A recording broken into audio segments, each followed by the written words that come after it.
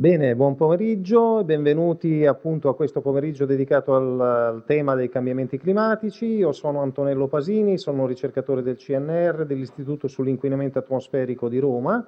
Sono anche docente di fisica del clima alla laurea magistrale in fisica a Roma 3, all'Università Roma 3. Io ho il compito di introdurre il tema e moderare questo incontro, presentarvi questi due grossi esperti che ho di fianco a me. Quindi pregherei alla regia di mandare subito la prima immagine. Ecco, vediamo, eccolo qua, insomma. E questa immagine di questo orso che si sta chiedendo, ma qui qualcuno ha acceso il riscaldamento, guardate cosa devo fare. È un'immagine, ovviamente, è una foto molto famosa, ha vinto un sacco di premi, ma mi dà la possibilità di introdurre le cose che diremo oggi. Se passiamo alla seguente, infatti, questo orso ci spinge a capire diverse cose. Oggi dovremmo dire alcune cose. Innanzitutto, per favore la prossima, innanzitutto, ecco, chi ha acceso il riscaldamento? Cioè, quali sono le cause di questo riscaldamento globale che noi stiamo vedendo in tutto il mondo? Due, questa foto ci fa vedere che ci sono degli effetti particolari. Vedete l'orso arrampicato, questo pezzo di ghiaccio che è rimasto miracolosamente lì, e quindi capire gli effetti che portano questi cambiamenti climatici.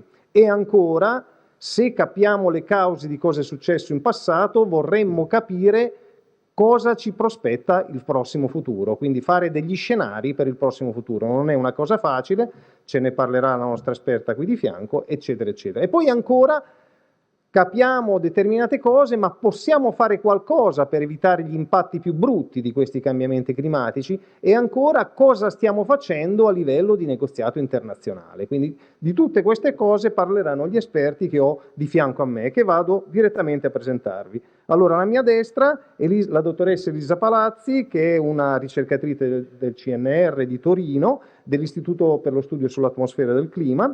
Anche lei, come me, insegna fisica del clima all'università, nel suo caso all'Università di Torino, ha studiato e si è dottorata anche all'Università degli Studi di Bologna, è sostanzialmente un'esperta dello studio del clima nelle regioni di montagna, è anche una modellista, cioè si occupa di questi strumenti moderni per studiare il clima, e ci farà capire diverse cose, insomma. Alla mia sinistra, invece, c'è il dottor Sergio Castellari, anche lui ha una laurea in fisica all'Università di Bologna, un dottorato a Miami, in Florida.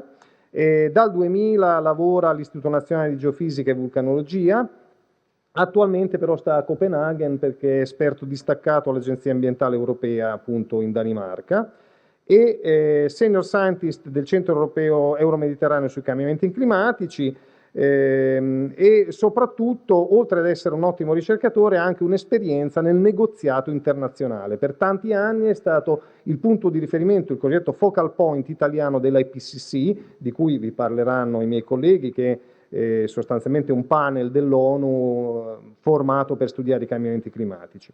E quindi io darei subito la parola alla dottoressa Palazzi per cominciare a parlare delle cause e di tutto quello che ne viene dopo. Grazie. Grazie al dottor Pasini per la presentazione. Ecco, il mio primo contributo sarà proprio orientato a rispondere a qualcuna delle domande che comparivano nella seconda slide, quindi quali sono le cause dei cambiamenti che si sono osservati più recentemente, ma anche dei cambiamenti del passato, gli effetti, ma soprattutto anche fare capire alcuni dei meccanismi fisici di base che stanno dietro al funzionamento del clima. Ovviamente nel tempo che ho a disposizione non potrò essere molto esaustiva, però insomma cercherò almeno di darvi qualche spunto, qualche idea di base. Allora, questa è un'immagine ovviamente dallo spazio della nostra Terra, e vedete già alcuni elementi importanti che sono quelli che caratterizzano il clima della Terra. Vedete gli oceani, vedete sicuramente delle masse nuvolose che intuiamo si muovono, quindi l'atmosfera, vediamo delle zone verdi, delle zone più marroncine, più secche, la biosfera. Il clima della Terra è proprio un sistema estremamente complesso e complicato, caratterizzato da un insieme di componenti che interagiscono tra di loro, spesso in maniera non lineare. Questo rende particolarmente difficile lo studio del clima. Le principali componenti sono l'atmosfera, che è questo involucro gassoso che circonda la Terra, l'idrosfera, quindi l'insieme di tutte le acque presenti sulla Terra, la criosfera, l'insieme dei ghiacci, la biosfera, E queste componenti, come si legge anche proprio nella definizione tecnica che viene data nell'ultimo rapporto dell'IPCC, questo Comitato Intergovernativo per i Cambiamenti Climatici, ci dice proprio che il sistema climatico è questo sistema dinamico, quindi questo ci dà l'idea del movimento, estremamente complesso, composto da queste componenti in interazione tra loro. Questo è molto importante perché nelle precedenti definizioni degli anni 80 o 90 l'aspetto delle interazioni tra le componenti non era assolutamente preso in considerazione. Quindi la realtà è interazione ed è anche interessante vedere che un'ulteriore componente che è stata aggiunta di recente viene chiamata antroposfera, proprio per identificare tutta quella parte che ha a che fare con le attività antropiche, che nell'ultimo secolo, diciamo, sono state abbastanza preponderanti e cui effetti in parte si sono visti nei cambiamenti osservati. Clima, quindi sistema molto complesso, per studiarlo è necessario una batteria di strumenti diversi, sia osservativi che modellistici. Per quanto riguarda le osservazioni abbiamo una quantità enorme che vanno dalle osservazioni al suolo, strumenti montati su aerei, su satelliti, ce ne sono una costellazione infinita che orbita intorno alla Terra, strumenti su navi, boe, e poi abbiamo la parte invece modellistica. Anche i modelli ne esistono vari tipi, ne esistono di più semplici che mirano a studiare magari solo un singolo processo ma al fine di capirlo proprio nel dettaglio, e ci sono invece i modelli più globali, vengono definiti modelli del sistema Terra, che cercano di descrivere proprio le singole componenti del sistema climatico una per una con le loro equazioni, con le loro parametrizzazioni, e poi mettere insieme tutte le informazioni proprio allo scopo di riprodurre il sistema nel modo più completo possibile. E in questi modelli il mondo viene in qualche modo rappresentato come una griglia tridimensionale con delle cellette, dentro ciascuna delle quali vengono risolte le equazioni fondamentali. Quindi in una celletta noi possiamo avere un pezzo di atmosfera, un pezzo di suolo, una parte di oceano. Ciascuno di queste componenti ha delle equazioni importanti che numericamente vengono risolte e poi diciamo che vengono in qualche modo fatti comunicare tra di loro. I modelli stanno avendo un avanzamento enorme, importantissimo, soprattutto nelle ultime decine di anni, e per esempio un aspetto molto importante è la loro risoluzione spaziale, cioè quanto sono grandi quelle cellette tridimensionali in cui il mondo viene diviso. Questo è molto importante perché più sono piccoline, più si dovrebbe almeno teoricamente riuscire a rappresentare i processi in maniera realistica. Diciamo che i modelli utilizzano un po' un approccio riduzionistico, viene così definito, cioè siccome il sistema è molto complesso io lo devo semplificare un pochettino, quindi anche questo concetto di sfere e di considerare i singoli, diciamo, modellini, uno per l'atmosfera, uno per l'oceano, uno per i ghiacci, è un modo di rappresentare in maniera semplificata il sistema climatico. Ma come funziona questo sistema climatico? Di sicuro una forzante esterna fondamentale che determina delle variazioni nel clima è la luce solare, ovviamente. Quindi è anche ovvio che qualunque variazione nell'input di energia che arriva dal Sole può provocare dei cambiamenti. E come può cambiare la luce che viene dal Sole? Questa può cambiare perché il Sole ha una propria dinamica interna, quindi sappiamo che con una certa variabilità, con un certo periodo, emette più o meno radiazione. Può variare perché magari cambiano le caratteristiche orbitali dell'orbita della Terra intorno al Sole, a volte più o meno eccentrica, si avvicina più a un'ellisse o più a una sfera, oppure l'asse di inclinazione della Terra. Ma la quantità di energia che arriva alla superficie della Terra può anche variare se varia la composizione dell'atmosfera, perché la luce del Sole deve passare attraverso l'atmosfera prima di arrivare sulla superficie. E inoltre c'è anche da considerare che non tutta l'energia che arriva dal Sole viene immagazzinata dal sistema. Una parte viene direttamente, diciamo, spedita indietro al mittente, e cioè la parte che viene riflessa. Ci sono delle superfici sulla Terra che riflettono in maniera estremamente efficace la luce del Sole. Sono tutte le superfici chiare. Per esempio le zone artiche che contengono molti ghiacci e molte nevi sono delle regioni dove c'è una albedo elevata. L'albedo misura proprio la quantità di energia incidente che viene riflessa. Quindi tutto ciò che non viene riflesso viene assorbito dalla Terra e dall'atmosfera. Ma questa è solo metà della storia, perché c'è un'altra parte importante di radiazione che è quella poi riemessa appunto dalla Terra o dall'atmosfera. Quindi l'emissione infrarossa è un tipo di emissione diversa da quella solare, in un'altra parte dello spettro elettromagnetico, noi non la vediamo, mentre la luce del Sole noi la vediamo sotto forma di colori, l'emissione infrarossa la percepiamo come calore. Quindi che cosa succede? Arriva la luce del Sole, una parte viene riflessa, una parte viene assorbita e poi abbiamo la riemissione da parte della Terra. E queste due energie, diciamo, vanno in equilibrio, quindi su tempi lunghi abbiamo un bilancio di energia. E se tutta l'energia, se non ci fosse l'atmosfera, diciamo, l'energia riemessa dalla Terra andrebbe anche lei verso lo spazio. Un bilancio perfetto, ciò che è entrato è uguale a ciò che è uscito. Ma se così fosse, la temperatura della superficie della Terra sarebbe molto più bassa di quella che è realmente, sarebbe meno 18 gradi centigradi, contro i 15 gradi che invece è mediamente sulla Terra. Questo succede perché una parte dell'energia riemessa dalla Terra viene intrappolata in qualche modo da gas presenti in atmosfera, che sono i gas a effetto serra. Non solo, anche alcuni tipi di nuvole, ma in particolare i gas più importanti che fanno questo effetto di assorbimento e poi di riemissione della radiazione infrarossa sono l'anidride carbonica, che forse è il più noto, ma a questa si affianca il metano, che è pure molto molto importante, come efficacia persino più importante della CO2, solamente che ha un tempo di vita un po' più breve in atmosfera, quindi è meno rilevante in questo senso. Il vapore acqueo, ossido nitroso, ce ne sono diversi, e poi appunto anche le nuvole.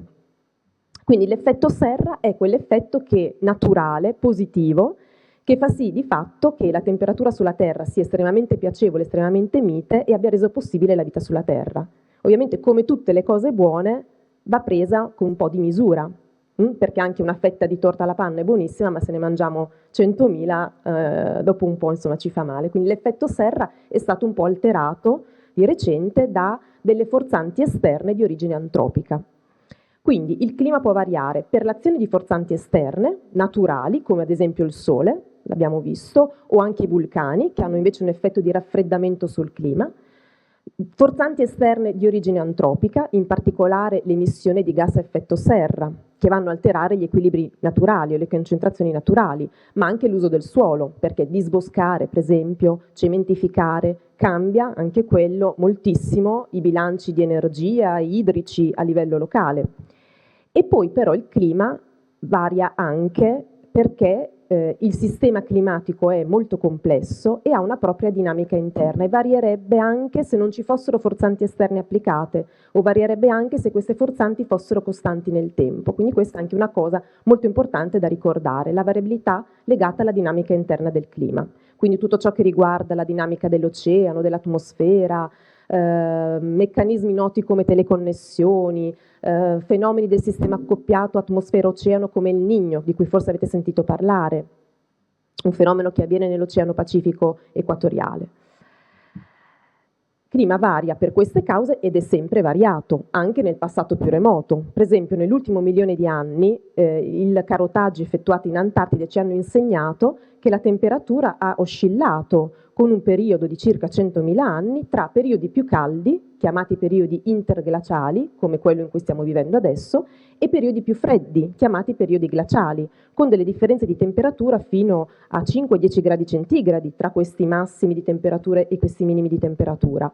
E questa era una variabilità dovuta essenzialmente a meccanismi legati all'orbita della Terra intorno al Sole. Quindi ogni 100.000 anni circa l'orbita della Terra è più o meno ellittica e questo determina una maggiore o minore quantità di radiazione solare verso la Terra. Poi ci sono altri meccanismi che si sommano a questo, che amplificano questo effetto delle retroazioni, però di fatto la forzante che determina questi fasi, questi cicli glaciali e interglaciali è la forzante solare, quindi è una forzante naturale. Ciò che è cambiato lo abbiamo visto soprattutto però nell'ultimo secolo e mezzo, quindi in quello che è stato definito con un nuovo termine per definire un'era geologica che è l'antropocene, quindi proprio un'era legata moltissimo alle attività antropiche. Dal 1950 in particolare, in tutti i comparti del sistema climatico si sono osservati cambiamenti consistenti, enormi, legati a quantità di anidride carbonica nell'aria, riscaldamento dell'atmosfera e dell'oceano, dell'atmosfera più bassa diciamo e dell'oceano, diminuzione nel volume dei ghiacci ma anche nell'estensione delle zone ricoperte da neve, innalzamento dei livelli dei mari, ciclo idrologico intensificato, quindi vuol dire periodi siccitosi più lunghi e vuol dire anche eventi estremi di precipitazione, quindi piove meno, ma quando piove lo fa tutto insieme. E molti di questi cambiamenti non trovano riscontro, come si legge nel rapporto curatissimo dell'IPCC, negli ultimi 2000 anni. E questo è un fatto virtualmente certo, come ci dice l'IPCC, cioè una probabilità del 99% che sia vero. Quindi qui vedete in questi grafici per esempio l'incremento di anidride carbonica nell'aria che dal 1960 si misura accuratamente alle Hawaii nell'osservatorio di Mauna Loa. L'anidride carbonica è arrivata nel dicembre scorso a 400 parti per milione e che è una concentrazione che di sicuro non si è mai vista almeno negli ultimi 820.000 anni, che è quello che riusciamo a capire dalla carota di ghiaccio estratta in Antartide, dove bene o male le concentrazioni di CO2 al massimo sono arrivate a poco meno di 300 parti per milione, quindi abbiamo veramente raggiunto un livello estremamente elevato.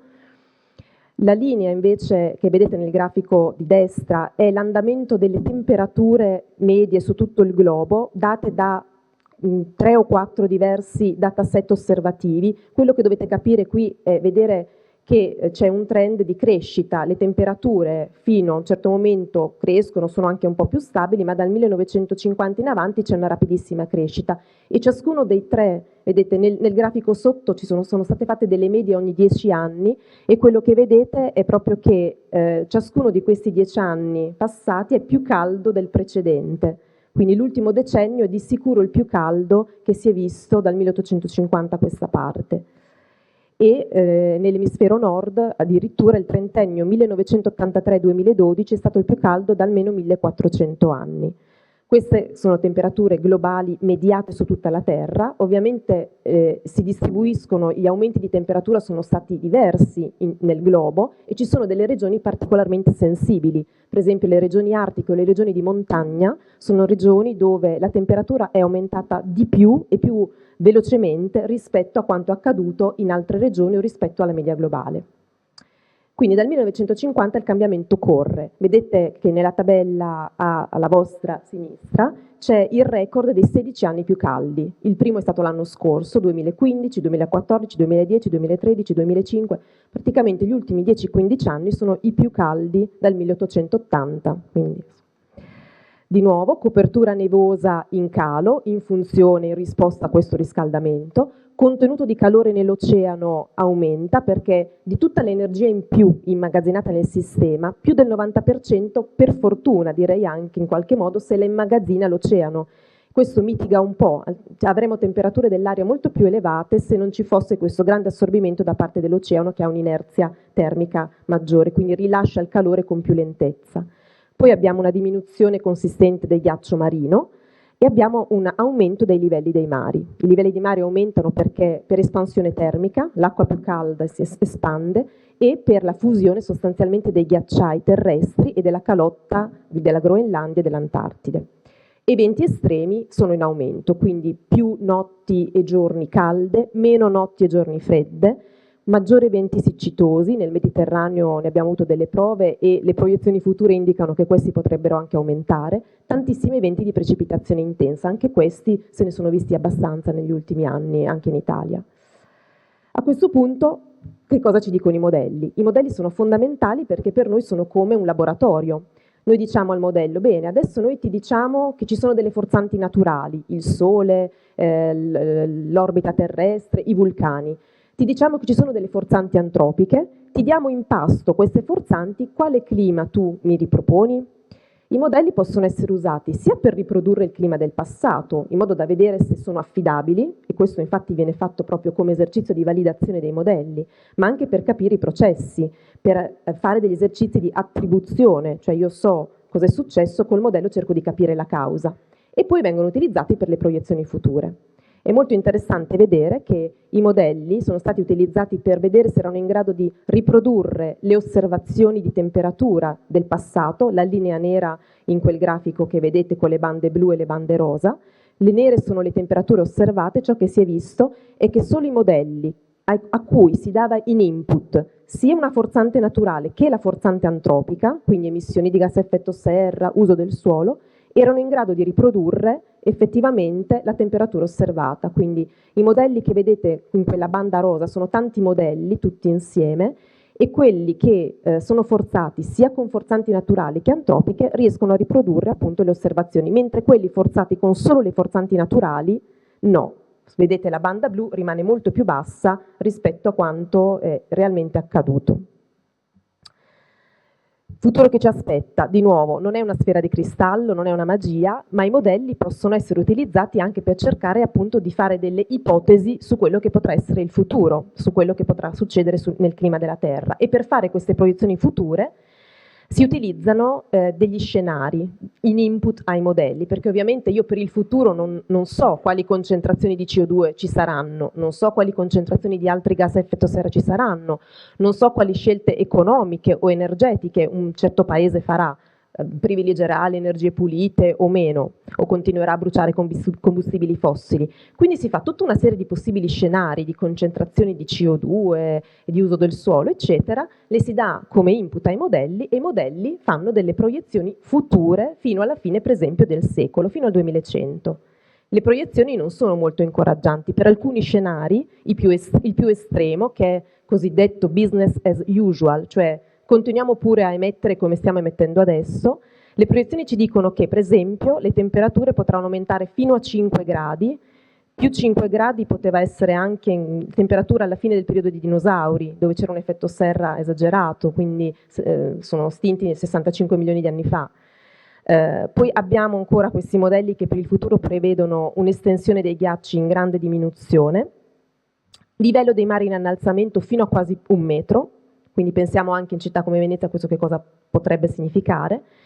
Acidificazione degli oceani, questa è anche una cosa abbastanza significativa perché gli oceani più si inacidificano, meno riescono a trattenere la CO2, quindi diminuisce un po' il pozzo di CO2 che è rappresentato dall'oceano, e sarà un mondo con un ciclo idrologico ancora più intensificato. Per esempio la regione del Mediterraneo tenderà ad assumere, diciamo, per certi versi caratteristiche delle regioni più tropicali, quindi siccità per esempio, ma anche eventi estremi di grande intensità. E sostanzialmente questo è un po' il quadro dato dai modelli, che è un po' una continuazione di alcune almeno delle conseguenze del riscaldamento globale che abbiamo visto negli ultimi decenni. Ovviamente ci sono delle incertezze, questa è la slide finale, i modelli non sono perfetti, nessun modello è perfetto e per definizione è una semplificazione della realtà. Le principali incertezze derivano dal fatto che il clima ha una sua variabilità naturale e non tutto quello che succede nel sistema climatico noi lo riusciamo ancora a capire. Le incertezze derivano dai modelli, ci sono dei processi che ancora non sappiamo rappresentare nei modelli, un po' perché non li abbiamo capiti, per esempio tutto quello che riguarda le nubi e l'effetto delle nubi sul clima, che è estremamente complicato, un po' perché bisogna poi tradurre le nostre equazioni in un linguaggio matematico corretto, e poi la grande incertezza che deriva dagli scenari futuri di emissione. Io non lo so che traiettoria prenderà la società nel futuro, ci si spera quella più diciamo, sostenibile di mitigazione, però ovviamente non è detto.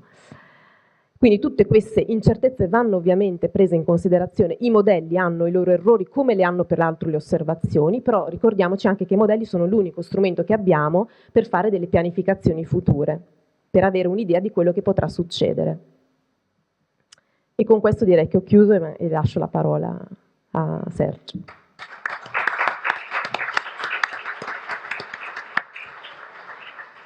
Grazie, molto bene Elisa, grazie di questa presentazione. Io direi di passare immediatamente, poi le domande magari le facciamo alla fine di entrambe le presentazioni, al dottor Sergio Castellari che ha, io so, una presentazione esattamente complementare e conseguente a questa.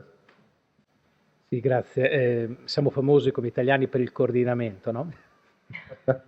Benissimo, grazie. Ringrazio l'Istituto Veneto per avermi invitato di nuovo in questa bellissima location, è molto bello venire. Io vivo a Copenaghen, sono arrivato ieri sera a Bologna, nella mia città, ho preso stamattina il treno, è veramente bello venire a Venezia, anche col brutto tempo, è sempre bello.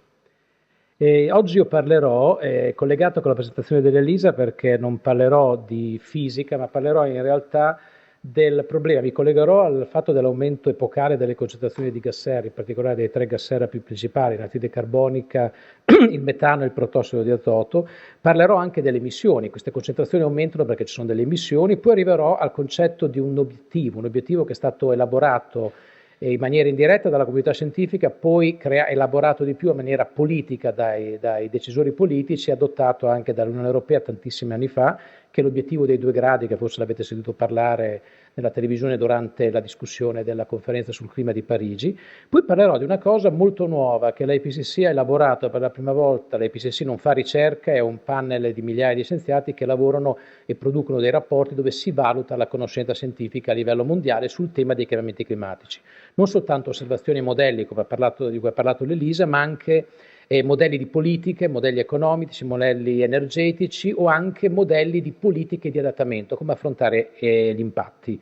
Parlerò quindi delle emissioni cumulate, che è una cosa che si collega al carbon budget del nostro pianeta Terra, e arriverò alla fine come si affrontano questi cambiamenti climatici. Uno è eliminare le conseguenze, in poche parole abbiamo una stanza, dobbiamo spegnere la luce, solo che pensate che l'interruttore ha una certa inerzia, un po' lento, tu spegni la luce ma questa luce non si spegne subito, ora dobbiamo pensare di adattarci al fatto che avremo ancora questa luce che continua a illuminare e che crea degli effetti, una simulazione un po' di quello che succede con la Terra.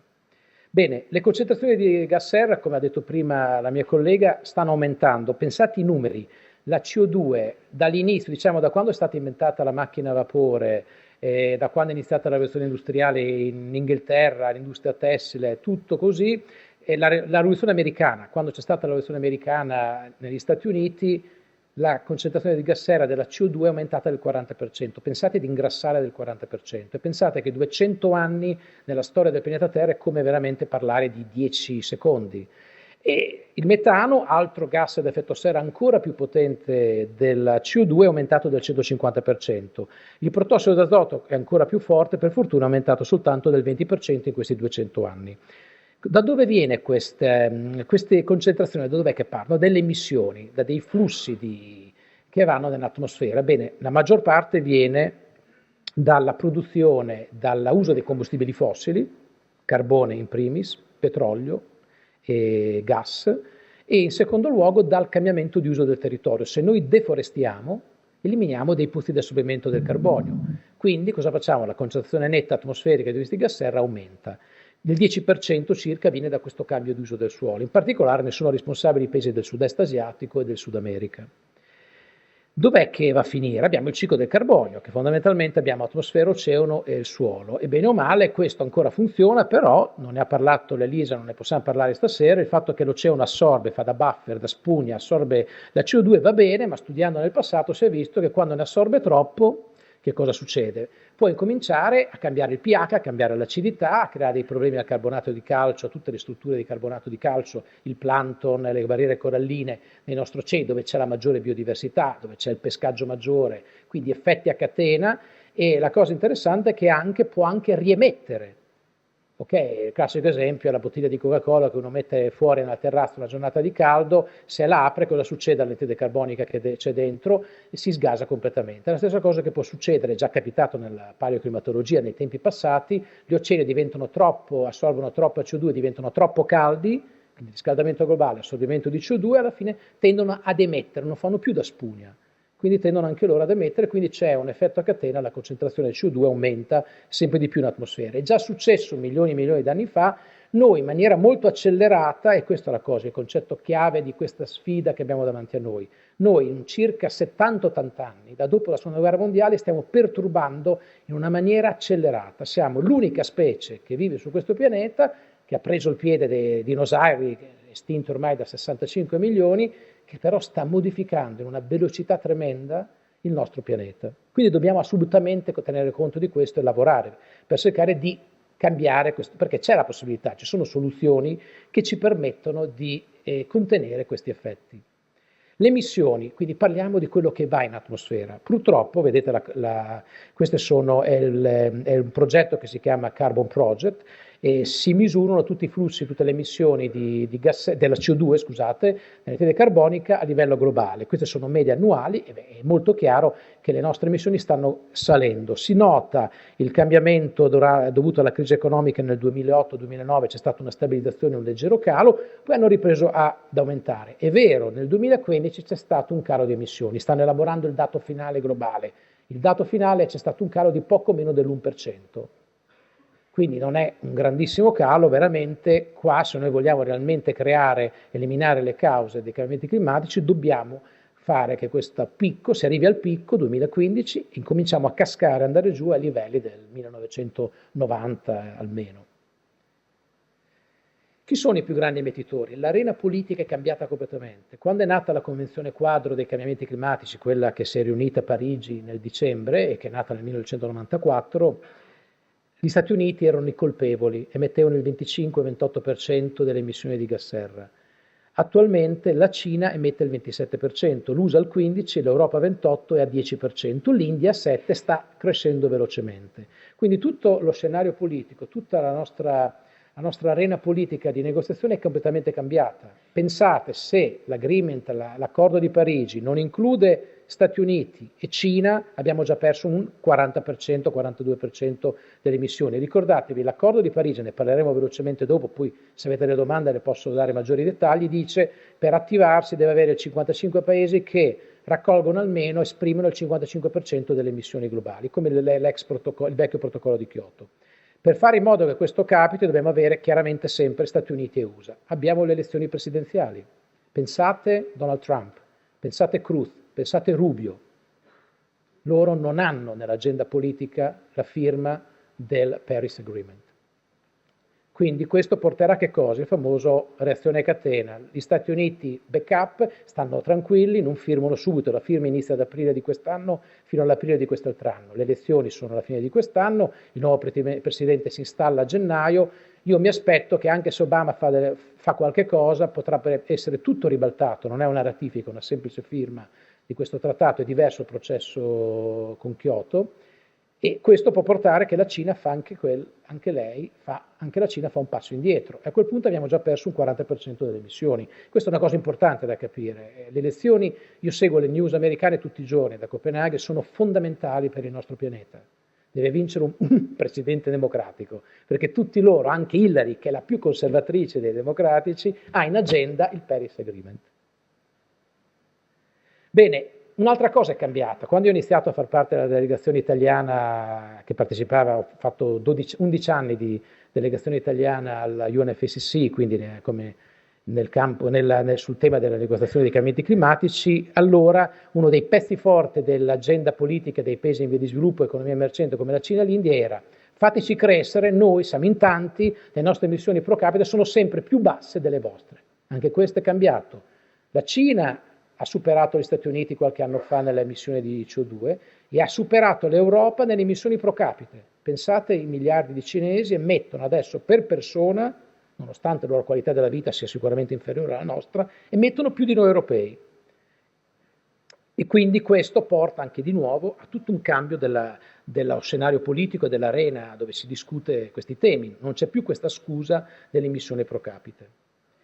Noi dove siamo? Questi sono gli scenari, quello che ha fatto vedere prima la collega, però sono scenari di emissione, sono quelli alla base di tutti i modelli climatici. Come noi vediamo, l'hanno fatti gli economisti, possibili strategie di sviluppo industriale, dove si presuppone un maggiore uso di energia da combustibili fossili, un maggiore uso, produzione di energia industriale dall'uso di energie rinnovabili. Quindi noi abbiamo la zona rossa, che è fondamentalmente emissioni che portano a un aumento della concentrazione atmosferica quasi a 1000 parti per milione anche, e che portano a un aumento della temperatura. Non mi sto a dilungare su questo, la cosa importante è che noi siamo, vedete il puntino, siamo nella zona rossa, cioè siamo, il nostro BAU, il nostro business as usual, purtroppo è ancora sulla traiettoria, nonostante tutto quello che si dice, nonostante tanti anni di discussione a livello di ONU, siamo sempre nella parte alta. Se noi continuiamo così andiamo nel settore più brutto, del lato scuro del nostro futuro. Probabilmente tutti i modelli sono sbagliati, è vero, è un concetto giusto dire che tutti i modelli sono sbagliati.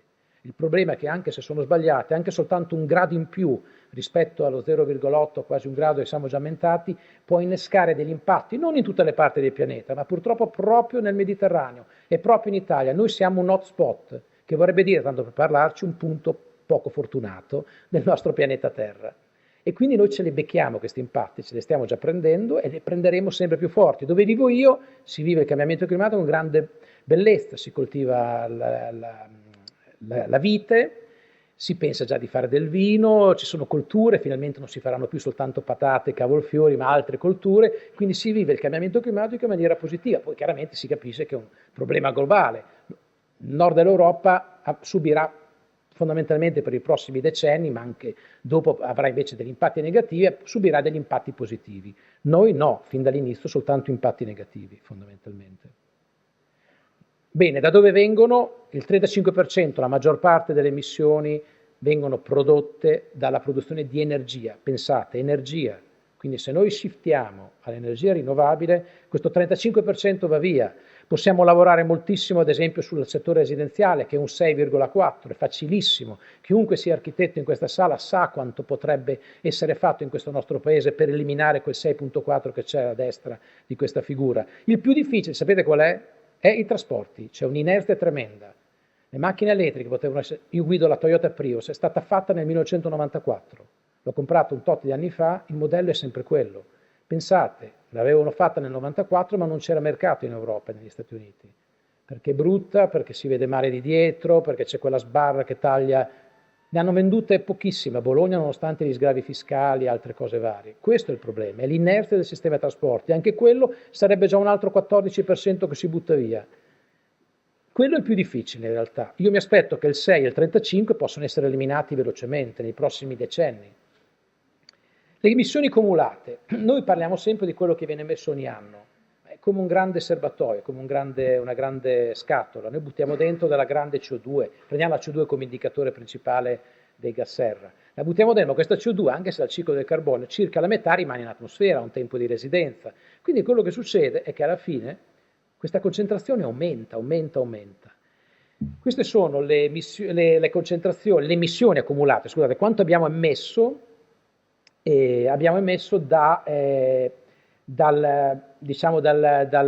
qua abbiamo dal 1850, diciamo da metà del secolo XIX, quando ancora diciamo, l'era industriale non era ancora ben sviluppata. La cosa importante da tenere conto è che se uno va a vedere queste emissioni cumulate, queste emissioni anno per anno, quello che viene fuori è, se voi guardate quella figura che ho evidenziato in rosso sulla destra, questo è importante, il carbon budget, noi abbiamo emesso dall'inizio dell'era industriale, da quando usiamo il carbone in maniera intensiva, poi il petrolio e poi il gas, circa 2000 gigatonnellate di anidride carbonica, 2000 miliardi di tonnellate di anidride carbonica. La cosa interessante, se guardate adesso, sempre nella figura di destra, la parte di sinistra di quella figura, la metà di queste emissioni sono state fatte dopo la Seconda Guerra Mondiale. Questo è un dato nuovo che è stato valutato dall'IPCC nell'ultimo rapporto ed è molto importante, ci fa capire l'urgenza della nostra azione. Fondamentalmente la maggior parte delle emissioni sono legate al grande sviluppo industriale del dopoguerra, l'Europa che è ritornata a ripartire, e poi dell'economia emergente dagli anni 90 in poi. L'obiettivo dei 2 gradi, un obiettivo politico, fu elaborato dalla comunità scientifica nel secondo rapporto dell'IPCC negli anni 90, fu preso con grande anticipo sui tempi dall'Unione Europea, che sicuramente è la coalizione di paesi più avanzata nel campo negoziale a livello di negoziazioni climatiche. E nel 1996 il Consiglio dei Ministri già lo adottò come obiettivo europeo ed è l'obiettivo che è alla base di tutte le nostre politiche, pacchetti clima-energia, il pacchetto 2020, il pacchetto 2030, ha sempre l'obiettivo dei 2 gradi. Vuol dire cercare di contenere a livello globale la crescita della nostra temperatura fino a 2 gradi rispetto a quando abbiamo iniziato ad usare i combustibili fossili, cioè alla fine del XVIII secolo. Fondamentalmente, in maniera molto semplice, vuol dire non aumentare rispetto ai valori del presente di circa 1 grado. Bene, l'IPCC, che fornisce conoscenze rilevanti per i politici, ma non non dà delle soluzioni, cioè dà un range di soluzioni, dalle peggiori alle migliori, fa vedere se fate questo può succedere questo, se fate questo può accadere questo. Hanno dato una soluzione non sto a spiegare tutti i concetti che sono dietro del CO2 equivalente, fondamentalmente se noi riduciamo le emissioni tra il 40 e il 70% rispetto all'anno di riferimento 2010, anche questo sui giornali si legge spesso, riduciamo il 40, se non mi dai l'anno di riferimento non vuol dire assolutamente niente. E qua il livello era 2010, fu fatto per cercare di integrare meglio tutti i vari baseline che sono diversi tra i nostri vari paesi a livello planetario. Questa era la ricetta per dare una buona probabilità per mantenere il riscaldamento e poi arrivare a emissioni zero entro la fine del secolo. Questa frase era nel seconda bozza del Paris Agreement ed è stata cancellata circa 30 ore prima dell'approvazione e si è messo la frase generica, ridurre le emissioni. È come andare da un medico, cosa devo fare? Deve perdere peso, ok, e poi non vai dal dietologo, non sai cosa fare, non guardi la televisione, non guardi su internet e dici, boh, provo a mangiare di meno, mangio soltanto dolci e non mangio più la pasta.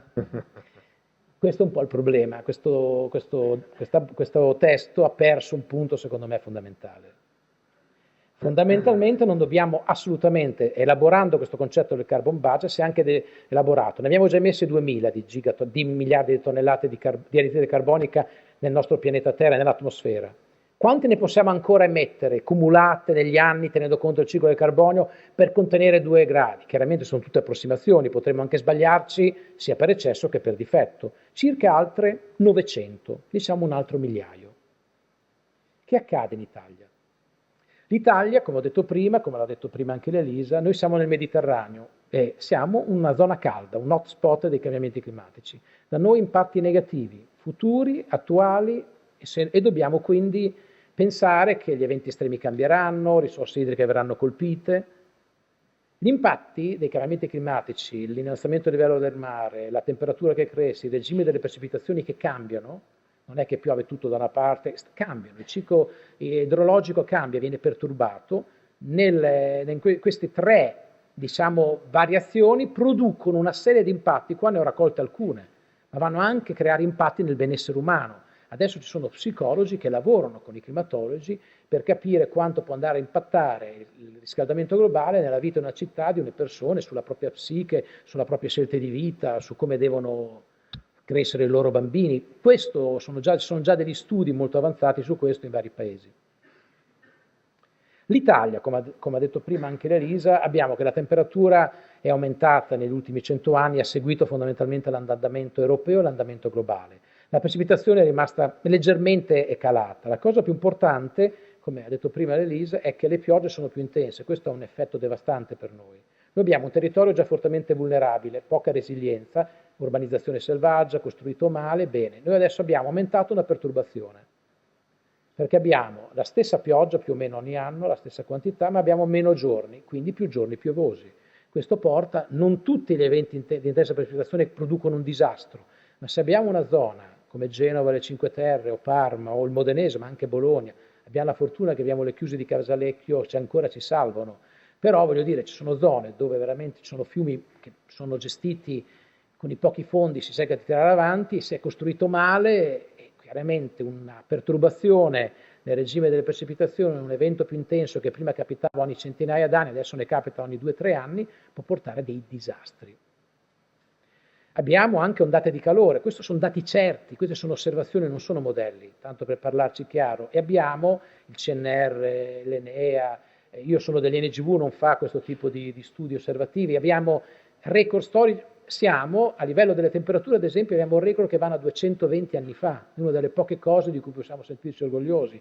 Abbiamo un dataset veramente molto lungo, lo elabora un gruppo di Bologna, di climatologia storica, abbiamo serie di precipitazioni, quindi abbiamo dei dati veramente con un'incertezza bassissima a livello osservativo e le ondate di calore stanno aumentando, in particolare nella mia regione, nella Lombardia, nel Piemonte, ma anche nel Veneto.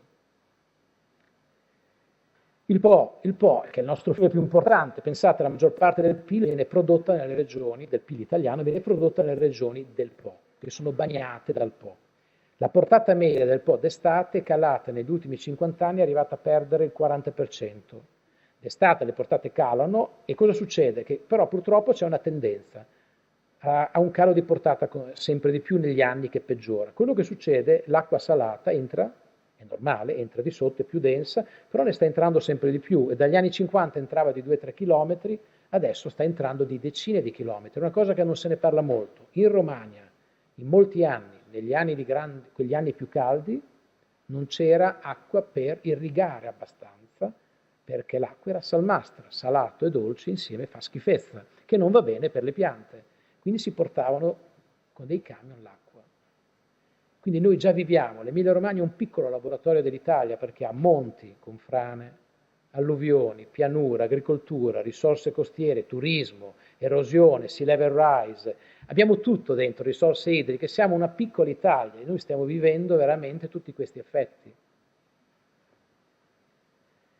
Le città, questo è tratto da un rapporto dell'AEA che verrà ripubblicato con gli aggiornamenti nell'ottobre di quest'anno, un rapporto sugli indicatori di impatto dei cambiamenti climatici a livello europeo, quindi un piccolo IPCC concentrato soltanto sull'Europa, fatto dall'Agenzia Ambientale Europea dove lavoro adesso.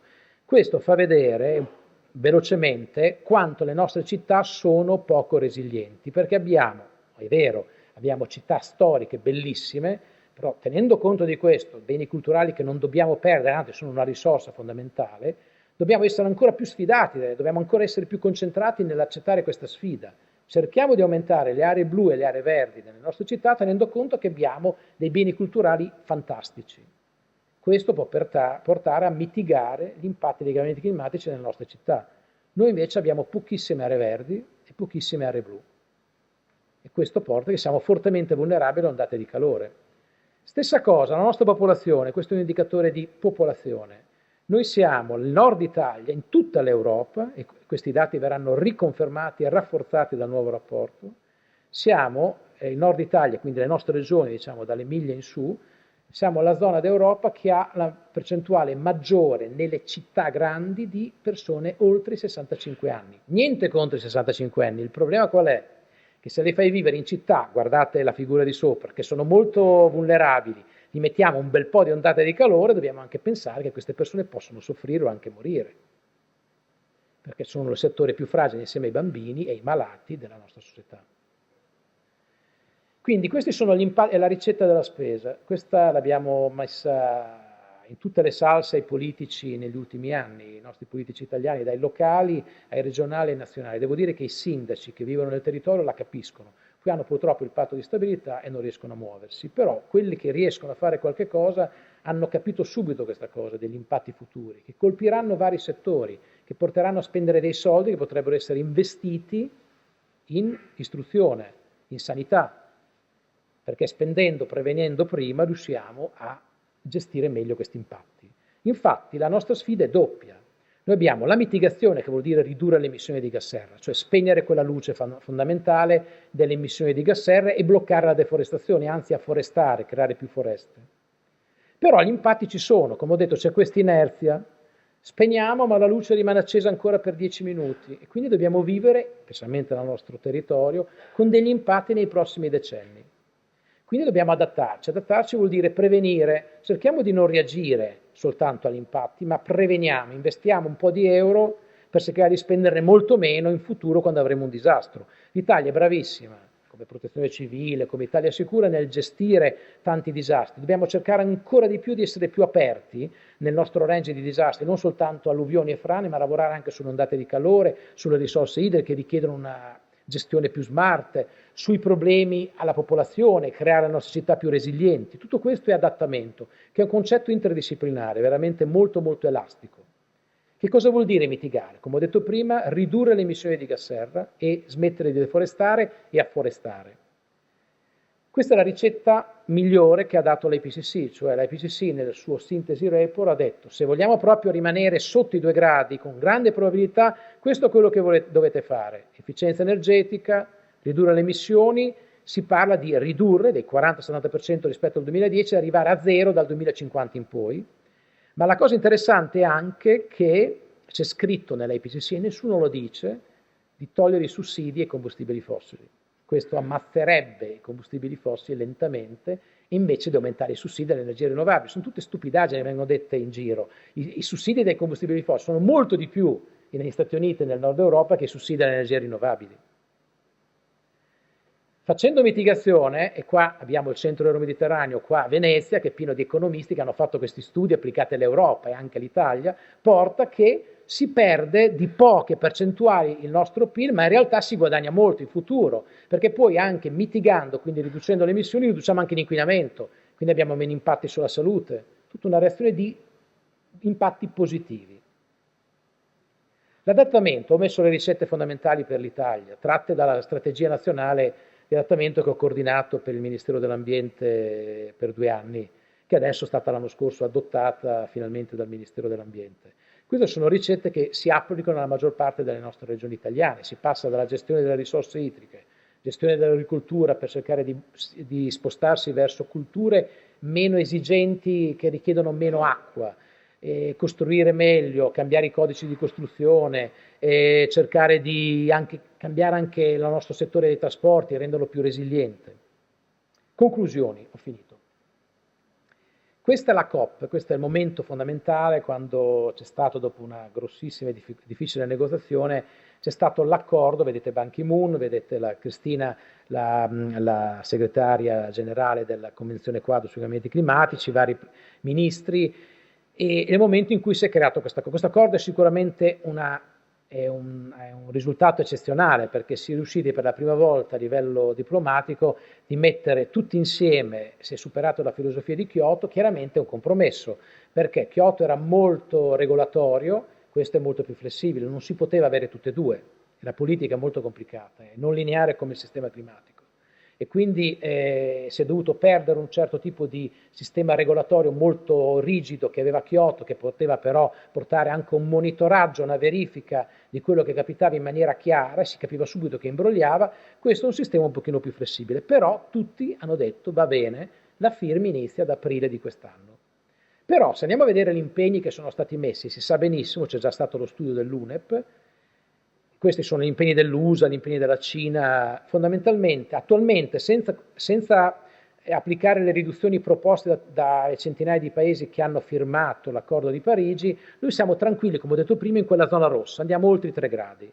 Se anche applichiamo tutti questi impegni entro il 2030, caliamo di poco, stiamo sui 2,5-2,7 gradi oltre a livelli preindustriali. Questo non è abbastanza, quindi fondamentalmente perforiamo l'obiettivo dei 2 gradi.